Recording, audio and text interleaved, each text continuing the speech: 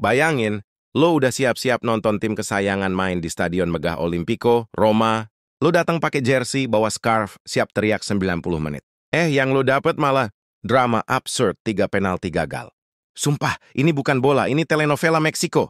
Malam itu matchday 2 Liga Eropa 2020 Saperda 26, Roma lawan Lille. Di atas kertas Roma jelas favorit. Main di kandang, disorakin puluhan ribu fans. Tapi ternyata bola bulat bener-bener ngebuktin bahwa apapun bisa kejadian. Lu tahu nggak? Sebelum fans Roma sempat nyalain flare atau joget bareng kurva sud, Lille langsung ngasih kejutan.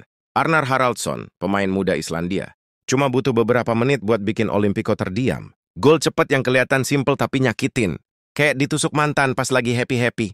Roma kaget, fans kaget, bahkan komentator juga sempat gagap. Tapi ini baru pemanasan, bro. Karena puncak drama sesungguhnya bukan di menit-menit awal, tapi waktu Roma dapat hadiah emas penalti. Artem Dovbyk maju jadi eksekutor. Semua fans Roma berdiri, siap teriak, gol! Tapi apa yang terjadi? Berke Ozer, kiper Lille, langsung terbang kayak Superman. Diselamatin! Nah biasanya kalau penalti gagal sekali, lo masih bisa bilang, sial doang tuh. Tapi ini Roma, bro. Sialnya kayak dilipat 3 kali lipat. Tak lama kemudian, penalti kedua. Kali ini Matthias Soul maju. Semua orang mikir, oke lah, sekarang pasti masuk. Tendangannya keras, placement bagus. Tapi Ozer lagi-lagi jadi pahlawan. Ditahan! Stadion makin panas, fans Roma mulai nggak percaya sama mata mereka. Dan lo tahu yang lebih absurd? Ada penalti yang diulang berkali-kali. Kayak nge-spam tombol di PlayStation tapi hasilnya tetap error. Bahkan komentator pun ketawa nggak percaya. 3 penalti, 3-3-nya gagal. Ini bukan sekadar unlucky, ini kayak kutukan.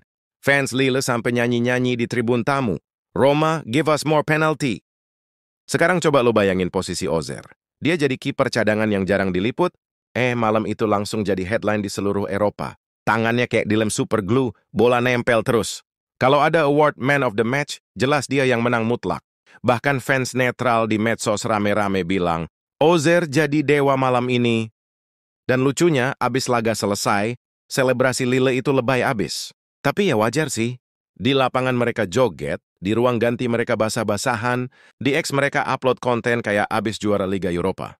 Emang siapa sih yang bisa nyangka menang di Olimpico dengan cara seabsurd itu? Bahkan pelatih mereka, Bruno Genesio, sampai ketawa sendiri.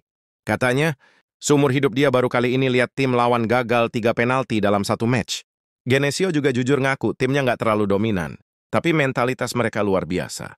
Dari hasil lawan Lyon, Lens, sampai Roma, Genesio bilang ini bukti kerja keras anak-anak Lille. Tapi jangan salah, Genesio nggak mau timnya kasihkan party.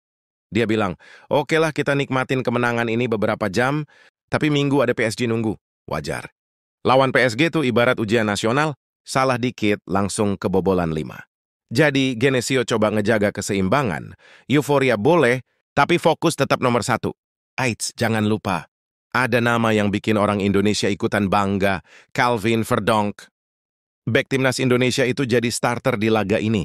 Main solid di sisi kiri, ngasih kontribusi penting, meskipun sempat kena kartu kuning menit ke-6 gara-gara nginjek lawan. Wajar lah, tensi pertandingan tinggi banget. Verdonk mungkin nggak main full, tapi 69 menit di Olimpico itu pengalaman mahal. Apalagi, bisa bilang ke anak cucu nanti, kakek dulu ada di lapangan waktu. Roma gagal 3 penalti loh. Abis itu dia diganti sama Romain Perraud yang baru pulih cedera. Tapi buat fans Garuda, lihat Verdonk jadi bagian dari tim yang menang di markas. Roma tuh udah bikin senyum-senyum sendiri. Kemenangan ini bikin Lille makin pede di Eropa. 2 laga, 2 kemenangan, poin sempurna. Mereka nangkring di posisi 2 klasemen sementara, kalah selisih gol doang dari Braga. Dan menariknya, ini baru awal perjalanan. Lille mulai nunjukin kalau mereka bukan tim ecek-ecek di Liga Eropa. Dan buat Verdonk, kisahnya belum selesai. Habis lawan PSG, dia langsung terbang ke Arab Saudi buat gabung timnas Indonesia. Putaran keempat kualifikasi Piala Dunia 2026 udah nunggu. Jadwalnya padat banget, tapi ini bukti kalau Verdonk sekarang udah bener-bener jadi bagian penting Garuda.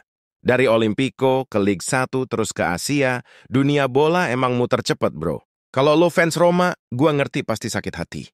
Udah 20 tembakan, 3 penalti tapi nggak ada hasil. Itu bener-bener bikin frustrasi. Tapi sepak bola tuh kejam dan indah di saat yang sama.